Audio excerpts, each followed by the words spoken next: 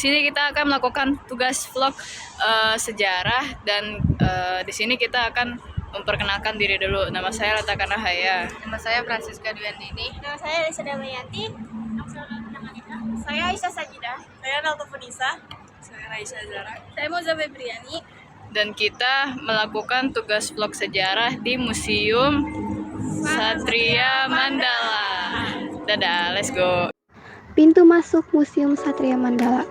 Museum Satria Mandala dilihat dari depan dengan bendera merah putih di ujung atas tiang yang diapit oleh 2 buah artileri pertahanan udara. Halaman depan Museum Satria Mandala ini sangat luas dan dinaungi oleh pepohonan yang rindang. Koleksi pertama yang kita jumpai ketika memasuki pintu pertama adalah konsep teks proklamasi yang ditulis tangan dan ditandatangani oleh Bung Karno dan Muhammad Hatta atas nama bangsa Indonesia. Museum Satria Mandala diresmikan pada 5 Oktober 1972 oleh Presiden Soeharto. Gedung museum ini sebelumnya dikenal sebagai Wisma Yaso, tempat kediaman Ratnasari Dewi Soekarno dan tempat Bung Karno disemayamkan sebelum dimakamkan di Blitar, Jawa Timur. Museum Satria Mandala ini terdapat ruangan Panji-Panji, ruangan Jenderal Sudirman, ruang tanda jasa, ruang potret TNI, ruang senjata, Balairung Pahlawan, dan ruang pakaian seragam. Ruang diaroma. Museum Satria Mandala memiliki 2 lantai, yaitu lantai utama dan lantai basement. Diaroma inilah yang tersedia di lantai utama. Diaroma ini menggambarkan realita sejarah dari zaman proklamasi, proses pembentukan BKR, dan berakhir di aroma Palagan Ambarawa. Tiap diaroma dijelaskan dengan 2 bahasa, yaitu bahasa Indonesia dan bahasa Inggris. Ruangan ini memamerkan benda-benda peninggalan Jenderal Sudirman, Panglima Angkatan Perang. Pertama, sebagai pusat dari ruangan ini adalah sebuah tandu yang dipakai selama Jenderal Sudirman bergerilya melawan agresi militer 2 Belanda. Museum ini didedikasikan untuk menghormati dan memamerkan berbagai tanda jasa, penghargaan, dan medali yang diberikan kepada anggota TNI yang bekerja sama dalam menjaga kedaulatan keamanan negara.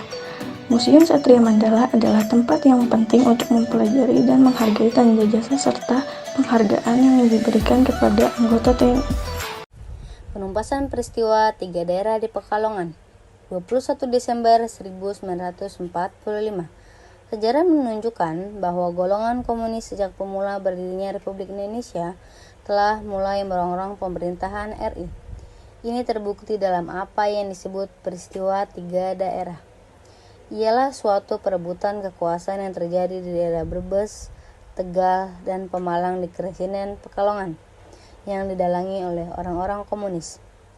Berkat kerjasama yang baik antara TKR, polisi, dan rakyat setempat, akhirnya Oknum Sarjo yang meningkatkan dirinya sebagai Presiden Pekalongan bersama kawan-kawannya yang dapat ditangkap dalam penjara. Angkatan Bersenjata Republik Indonesia atau singkatannya ABRI adalah Angkatan Bersenjata Indonesia dari tahun 1959 hingga 2000 yang dikombinasikan dengan TNI dan Polri. ABRI dipimpin oleh seorang Panglima ABRI atau Pangap yang membawahi 4 matra, yaitu Angkatan Darat, Angkatan Laut, Angkatan Udara, dan Angkatan Kepolisian. Pengumuman Proklamasi Republik Indonesia di Sumatera 6 Oktober 1945. Ketika Gubernur Sumatera Hasan tiba di Medan dari Jakarta dengan membawa berita proklamasi kemerdekaan Republik Indonesia. Sejumlah pasukan Belanda telah tiba di Medan, sehingga berita proklamasi terpaksa belum dapat disiarkan.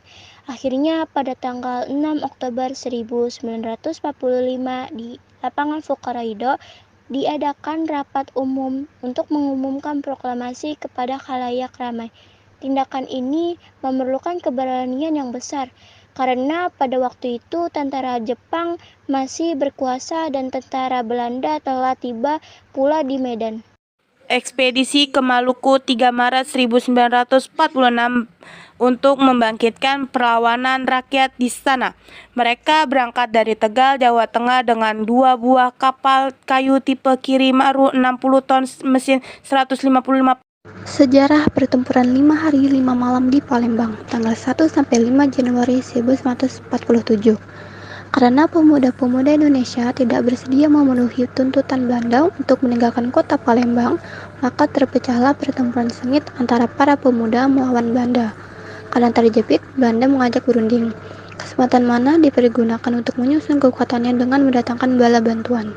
Perundingan gagal dan pertempuran berkobar kembali, antara lain di sekitar Masjid Agung, Rumah Sakit Caritas, markas divisi di Kampung Sungai Jeruju, Laju, dan sekitar Benteng Palembang.